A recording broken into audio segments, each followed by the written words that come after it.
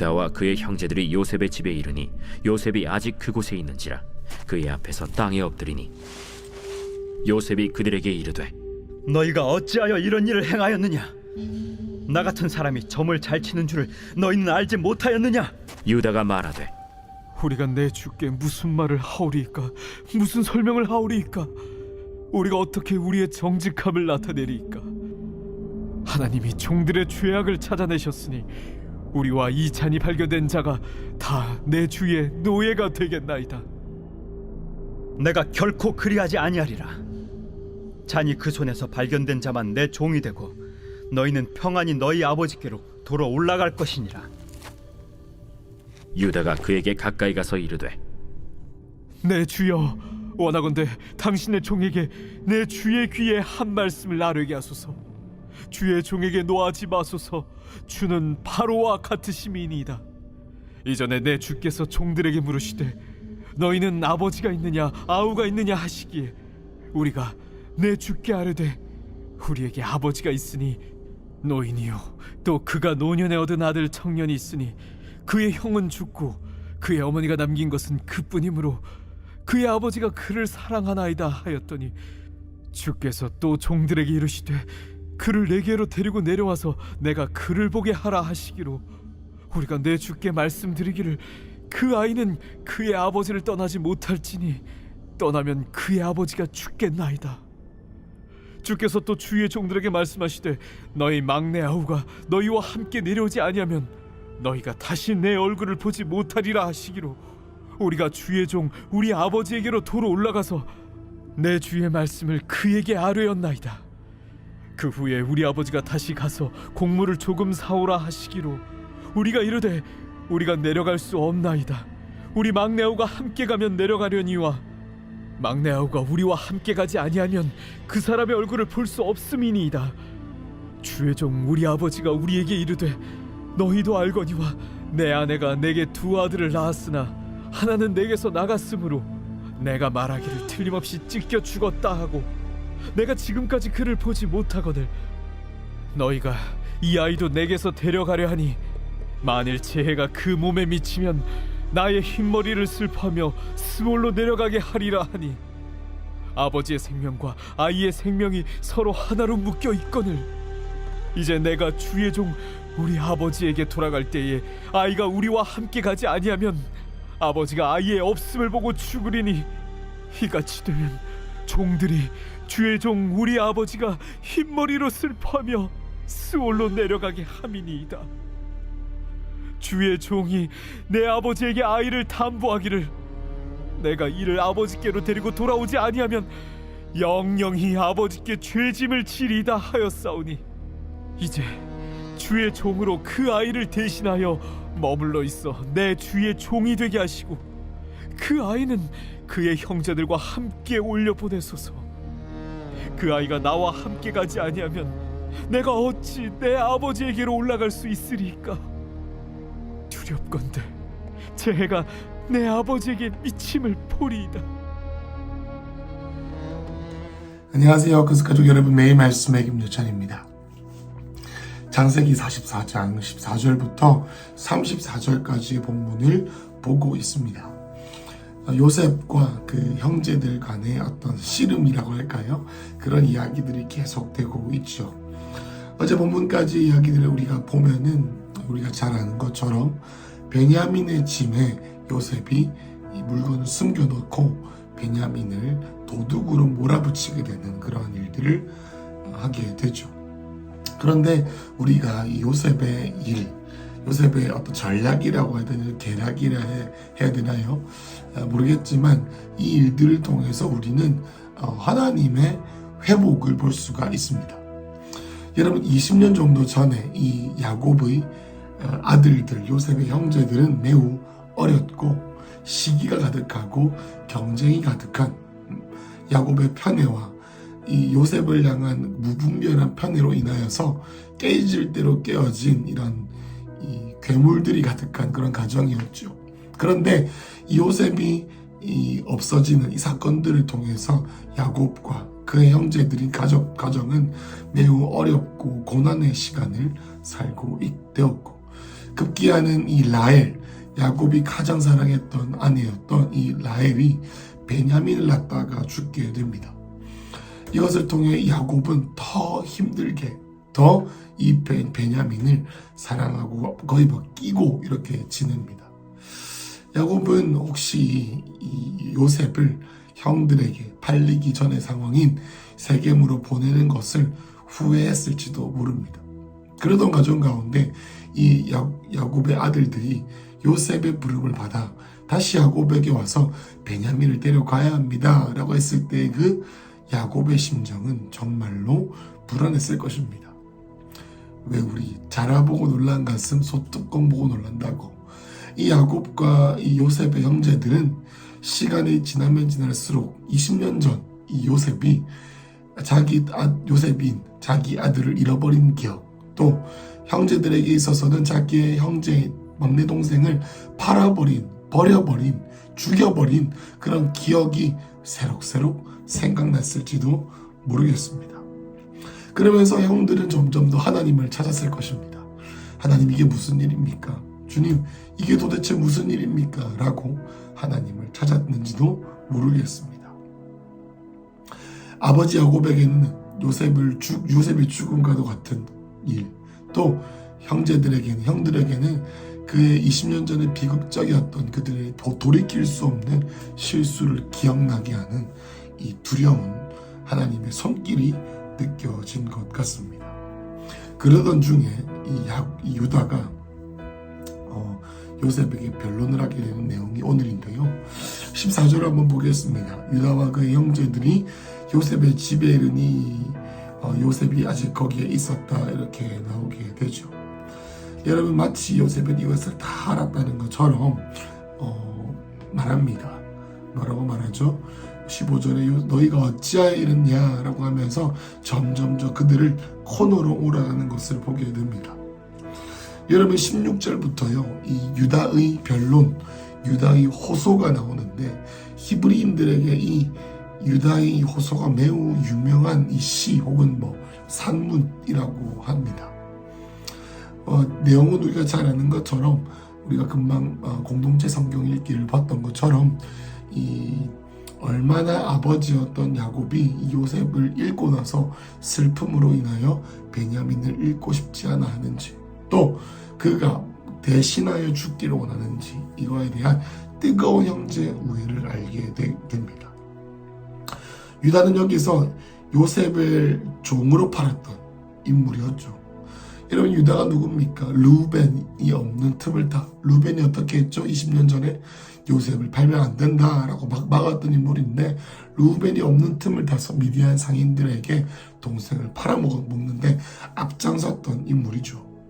그는 이번에는 유다가 어떻게 변합니까? 도리어 요셉에게 자비를 구하는 정도를 넘어 그가 대신 고난을, 그가 대신 벌을 받겠다라고 말하는 사람으로 변화된 것을 알 수가 있습니다. 그럼 16절에 보면 내가 무슨 설명을 합니까? 우리의 정직함을 어떻게 나타냅니까? 이미 이 일이 일어났으니 우리가 내 주의 노예가 되겠다 이렇게 말합니다. 여러분, 유다는 여기서 매우 특별한 부분이 있다면 매우 지혜롭게 반응하는 것을 볼 수 있죠. 그냥 인정에 의한 호소라기보다는 상대가 요셉, 애굽의 국무총리인 만큼 상황에 맞게 지혜롭게 존중하며 대응합니다. 그들이 하지 않은 것이 알고 있음에도 불구하고 이미 이 일이 일어났으니 요셉이 맞습니다. 내가 어떻게 정직함을 드러내겠습니까? 이런 식으로 해서 저자세를 취하는 것을 볼 수가 있습니다. 바로의 총리인 이 요셉에게 알맞은 방법으로 존중하며, 그러면서도 간곡하게 억울해서 이 억울함을 토로하고 싶지만 그게 중요한 게 아니라 무엇이 중요한지에 대한 사리가 잘 판단이 됐던 그러한 사람이었던 것으로 볼 수가 있습니다. 여러분, 그래서 18절에 보면은 유다가 그에게 가까이 갑니다. 당신의 종에게 주의 귀 한 말씀을 아르게 하십시오. 여러분, 이런 것처럼 억울한 일을 당했음에도 불구하고 정신을 똑바로 차리고 이 피할 길을 생각하면서 하나님을 생각하며 하나님을 경외하며 이 얘기를 하는 것이죠. 그러면서 인정에 대한 호소를 하는데 19절에 보면은 주께서 종들에게 물으셨지요. 아버지가 있냐 아우가 있냐 하셨습니다. 그래서 아버지가 있고 또 이런 가정의 상황들, 이 가장 사랑했던 아이, 그 아이가 바로 요셉이었는데 요셉이 없었고 베냐민만 남았다. 그래서 지난 일들을 말했죠. 아버지가 베냐민마저 죽어버리면은 내가 죽어버릴 것이다. 그렇게 했던 그의 말들을 옮기면서 요셉에게 자비를 구하게 되죠. 그러면서 요셉에게 이 유다가 말을 하는 겁니다. 우리가 이르되 26절에 우리가 내려갈 수 없나이다. 우리 막내아우가 함께 가면 내려가는데 막내아우가 함께 가지 않으면 그 사람의 얼굴을 볼 수 없다. 그러면서 아버지를 간곡하게 설득했던 것. 또 아버지인 야곱이 요셉이 그걸 다 알 거 아닙니까? 그죠? 그런 식으로 이 유다가 간곡하게 호소를 합니다. 그러면서 가장 클라이막스는 이 33절입니다. 한번 볼까요? 이제 주의 종으로 그 아이를 대신하여 머물러 있어 내 주의 종이 되게 하시고 그 아이는 그의 형제들과 함께 올려보내소서. 유다가 대신 벌을 받겠다라고 말을 하는 것입니다. 34절에 그 아이가 나와 함께 가지 아니하면 내가 어찌 아버지께로 갈 수 있겠습니까? 우리 아버지 죽을지도 모릅니다. 차라리 나를 죽여주세요 라고 말하는 것입니다. 여러분, 오늘 이 말씀을 보면서 매우 심플한 유다의 이 고백이지만 이것을 통해서 우리는 지난 20년간 유다가 어떤 마음이었는지를 볼 수가 있다고 생각합니다. 서두에 말씀드렸던 것처럼 이 요셉의 전략, 이 쳐놓은 이 울타리 가운데 요셉의 형제들은 야곱은 점점 생각하게 됩니다. 20년 전에 내가 그랬었지. 내가 그런 실수를 했었지. 여러분, 그것에 앞장섰던 유다는 마음이 어땠을까요? 20년 동안 이 베냐민이 아이를 낳기 전까지 아버지였던 야곱이 고난을 겪는 것을 보면서 그는 얼마나 많은 정죄감과 죄책감 가운데 있었을까요? 물론 야곱 아버지가 편애해서 아버지가 잘못해서 우리 가정이 이렇게 콩가루 집안이 됐잖아요 라고 하면서 탓하고 불평할 수 있었지만 그러지 아니하고 그의 삶 가운데 자신의 실수로 인해 일어났던 많은 열매들을 그는 받아들이면서 이제 나는 더 이상 실수하지 않아야겠다. 하나님을 경외하면서 올바른 결정을 내려야겠다라는 생각을 하게 됩니다. 여러분, 유다가 어떤 마음이었을까요? 이번만큼은 내가 20년 전에 내렸던 그 실수를 하지 않으리라. 아마도 이 유다는 베냐민에게 누구보다 좋은 형제로 있기 위해서 애썼는지도 모르겠습니다. 여러분, 나중에 실제로는요, 유다 족속이 힘들어할 때 베냐민 족속이 유다 족속을 잘 도와준다는 것을 알 수 있죠. 여러분, 여기서 우리는 두 번째 기회를 주시는 하나님의 섭리에 대해서 알 수 있습니다. 여러분, 이 모든 일들은요, 하나님께서 이 요셉을 통해서 하나님의 구속사를 이루어가는 것 같지만 동시에 이 야곱의 12아들들인 각자가 어떻게 반응했는지에 대해서 주님께서 달아보시고 있는 것 또한 우리가 알 수가 있습니다. 여러분, 우리에게 새로운 기회가 온다면 우리가 어떻게 반응할 수 있었을까요? 여러분, 요셉도 다르게 반응했습니다. 요셉이 어떻게 반응했습니까? 꿈이라고 하는 은사를 요셉은 자기중심적인 비현실적인 어떤 몽상가에 불과했던 요셉이 결국에는 이 고난이란 것을 통과하면서 자신을 위해서만 꿈을 사용하고 자신의 꿈이 이루어지지 않는 것을 한탄하며 불평했던 것이 아니라 다른 이들의 꿈을 돌아보고 다른 이들의 있는 얼굴의 수심을 돌아봄을 통하여 그의 삶 가운데 승진이 있었고 이 쳇바퀴 돌고 있던 그의 고난의 삶에 종지부를 찍을 만한 기회를 얻었던 것처럼 우리 유다에게도 이 똑같은 실수를 하지 않을 수 있는 기회를 얻게 된다라는 것이죠. 여러분, 하나님께서는 우리의 삶 가운데 언제 시험을 친다라고 말씀하시지 않지만 우리의 영이 있게 알게 되는 거. 이것 봐라. 하나님께서 일하시고 계시네.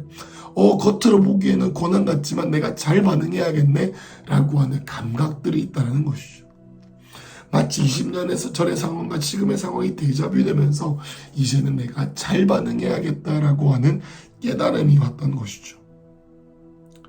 여러분, 이 반응, 이 유다의 이 담대하고 희생적이고 이 첫째 아들이 아니었음에도 불구하고 리더십을 가지고 가족들을 이끌고 형제들을 이끌고 희생의 자리에 갔던 이 유다를 통하여서 누가 나타났습니까? 다윗이 태어났고 예수 그리스도께서 오신 것 아니시겠습니까?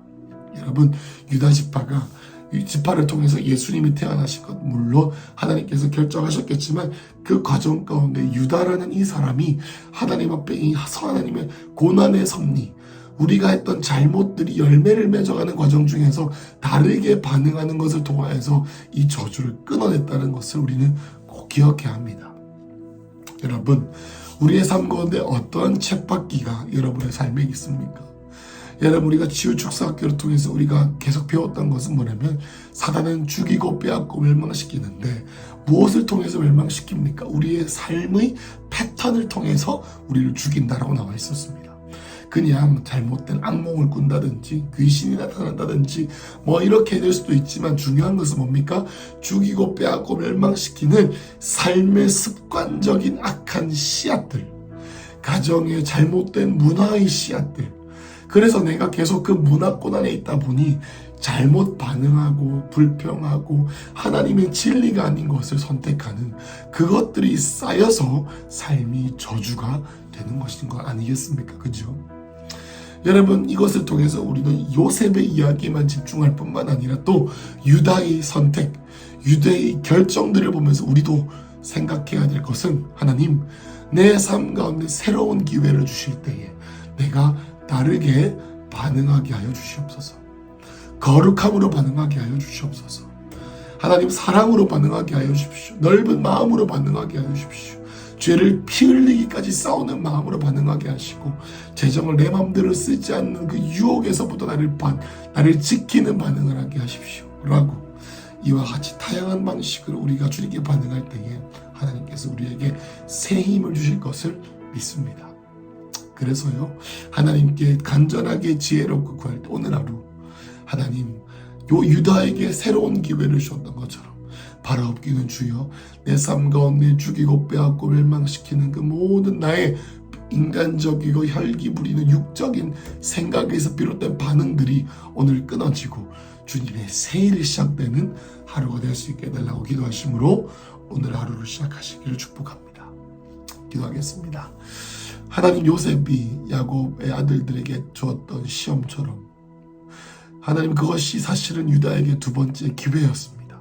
하나님, 우리 삶에 있는 고난들이 겉으로 보기에는 그냥 힘들고 비극처럼 보이지만 하나님, 우리가 하나님 앞에 감사함으로, 찬양함으로, 예배함으로, 사랑으로, 품어줌으로 반응할 수 있는 기회임을 우리 영혼이 깨닫게 하여 주십시오. 그리하여 하나님, 이 일을 통하여 요셉과 유다의 팔자가 바뀌었던 것처럼 주님, 우리의 삶 가운데 주님이 주신 놀라운 일들이 이루어질 수 있도록 내 삶 가운데 뿌리 깊이 박혀있던 그 죄와 잘못된 삶의 습관의 패턴들이 벗어지는 놀라운 시간 되게 하여 주시옵소서. 우리 하루를 주님께 올려드리며 예수님 이름으로 기도드렸습니다. 아멘. 여러분, 재정학교와 그리고 또 이번 주 있을 데미안 목사님 초청 집회에 큰 관심과 기도로 마음을 준비해 주시기를 바랍니다. 수고하셨습니다.